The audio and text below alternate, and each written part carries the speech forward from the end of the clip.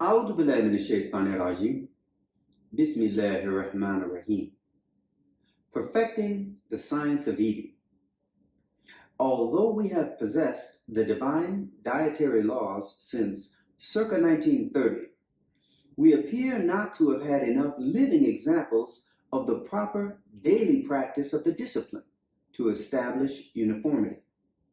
Many practitioners note that there appears to be a strange phenomenon that occurs wherein the discipline is studied but practiced incorrectly.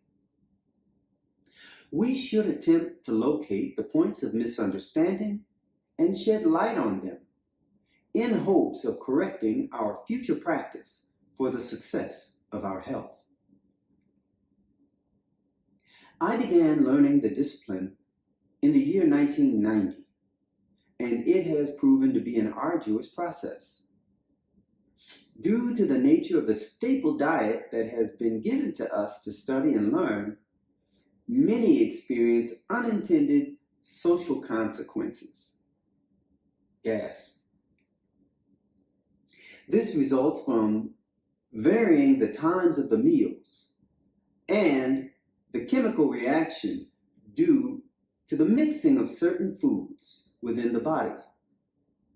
We must learn early in our study how to separate the foods, how to take them in without having chemical reactions that change the beneficial nature of the food, and the way that the body processes that food. We must learn to gain the full benefits of each food that we eat. Whether at one meal a day, one meal every 2 days, or one meal every 3 days, the proper meal is taken in courses, like we study in school. It begins with a substantial quantity of pure, wholesome, healthy, organic milk. The milk can be taken alone or blended using certain organic fruits and berries to adjust the milk to the taste. After the milk has been taken, the body should be allowed to rest, to digest the food for a short period of time before taking in solid food. Once the milk has had time to digest, one may wish to follow this with a selection of organic fruits. During this meal course, one could include fruit juices. After resting the digestive system for a short period of time again, one could take a well-prepared organic vegetable navy bean soup. The navy bean possesses all of the nutrients, proteins, and starches that the body needs to survive and thrive in good health. It is advisable to have organic whole wheat bread with this portion of the meal, including enough water to digest the meal is advised. It is wise to allow a short period of time to pass before proceeding on to the next meal course. With the next meal course, one may desire a small salad comprised of raw vegetables.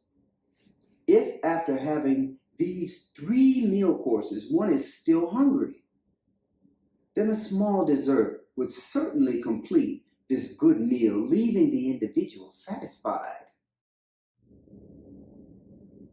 Depending on one's constitution and level of discipline, one may also desire to include another small meal course. This may include some hot dish meal helper that will permit the variety of change necessary to maintain interest in the dietary practice, and also give expression to the culinary artisans. For those who can adhere to a simple meal plan, one can simply increase the amount of food that is taken in the first 3 meal courses. I found that this is the best for my personal health and life. When I've practiced my meals in this manner, I awake refreshed.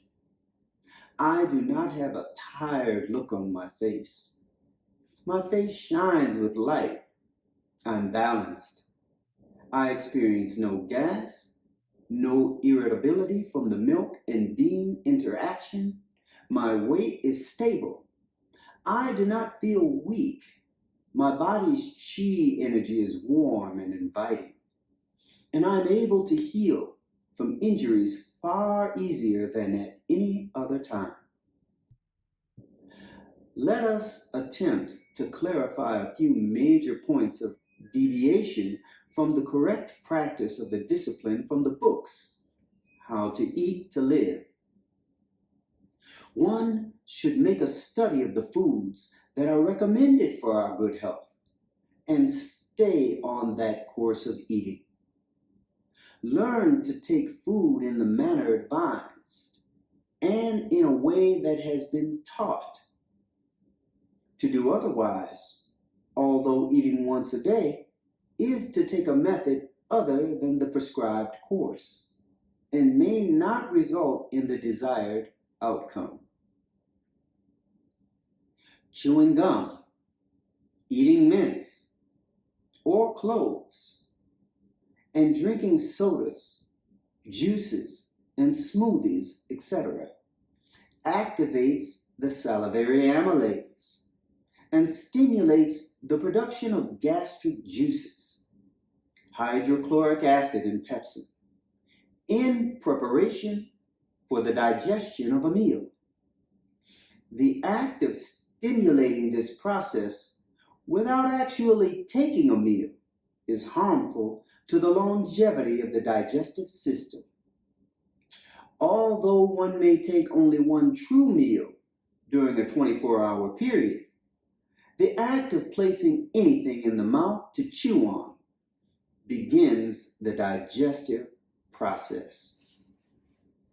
The act of stimulating the digestive system unnecessarily begins to wear away the stomach and results in premature aging, sickness, and untimely demise due to the stomach's inability to distinguish false alarms. Peristalsis on an empty stomach or after stomach mucus has been exhausted produces digestive acids and causes the wearing away of gastric mucosa, the lining of the walls of the stomach. This may result in sores that develop into polyps and later into cancers. There is another point of derivation that must be clarified. It lies in the taking of processed and genetically modified organism foods, rather than organic foods, processed from nutritionally rich soil. One may take one meal a day and fast monthly and find that one is still suffering a decline in health. One may be inclined to attribute their lack of success with the practice of the diet to the author, when in fact the source lies in the decision to purchase foods that are actually detrimental to the health of the eater and the manner that the food has been eaten. Avoid fast foods, frozen meals, genetically modified organisms, fruits, or dried snack bars, and all milk that is the pasteurized remnants of industrial dairy products. In America, this has been made extremely difficult. We are asked only to strive to the best of our abilities. We must strive to assist the readers, practitioners, and proponents in their cognitive recognition, understanding, and correct practice of the dietary laws, that one may experience the true benefits that the master teacher intended for the readers to have. This may produce a generation of successful practitioners of the discipline who are able to recognize inaccurate, false practices and how to avoid them. A master teacher shows us the proper way to go, but also the results of deviation, that we should know the results that one should experience when we go against the nature of this course.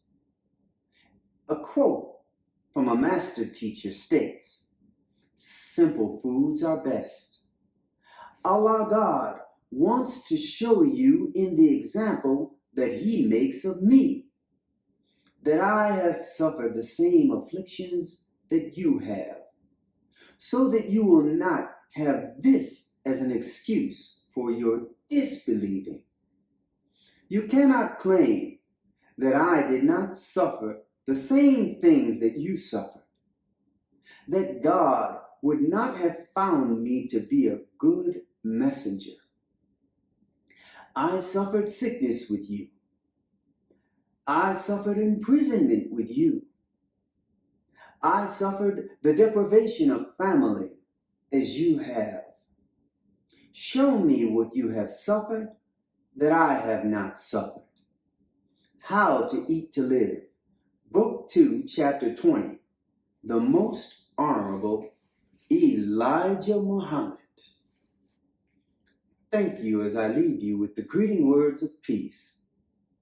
Assalamu alaikum.